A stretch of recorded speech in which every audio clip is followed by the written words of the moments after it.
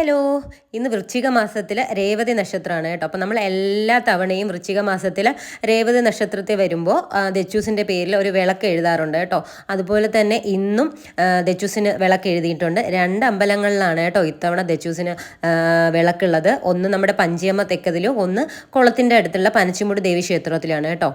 അങ്ങനെ നമ്മൾ വൈകിട്ട് റെഡിയായി നേരെ ആദ്യം പോയത് പഞ്ചിയമ്മ തെക്കതിലേക്കാണ്. അവിടെ പോയിട്ട് ഒന്ന് തൊഴുത് പ്രാർത്ഥിച്ചതിന് ശേഷം പൂജയ്ക്കുള്ള പൈസയൊക്കെ കൊടുത്തു. അമ്പാടിക്കുട്ടനും ചേച്ചിയൊക്കെ അവിടെയൊക്കെ ഓടി നടന്ന് നോക്കുന്നുണ്ടായിരുന്നു. അമ്പാടിക്കുട്ടൻ ഇവിടെ ആദ്യമായിട്ടാണ് വരുന്നതെന്ന് തോന്നുന്നു കേട്ടോ. തൊഴുത് പ്രാർത്ഥിച്ചു. കുറച്ച് സമയമൊക്കെ അവിടെ ഇരുന്നതിന് ശേഷം നമ്മൾ നേരെ കുളത്തിനടുത്തുള്ള പനച്ചിമൂട് ദേവി ക്ഷേത്രത്തിലേക്ക് പോവുകയാണേ. ഏകദേശം ഒരു 6:30 മണിയായിട്ടുണ്ട്. അപ്പം അവിടെ പൂജയ്ക്കുള്ള ഒരുക്കങ്ങളൊക്കെ തുടങ്ങിയിട്ടുണ്ട്.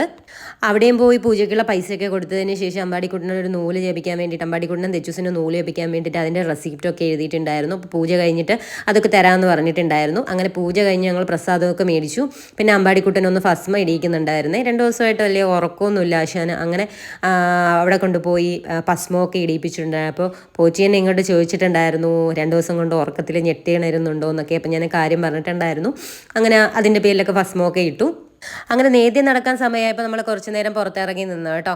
അങ്ങനെ നിവേദ്യം കഴിഞ്ഞു, നട തുറന്നു കേട്ടോ. പിന്നെ നമ്മൾ പൂജയ്ക്കുള്ള പ്രസാദവും കൂടെ മേടിച്ചിട്ടാണ് തിരിച്ച് വീട്ടിലേക്ക് വന്നത്.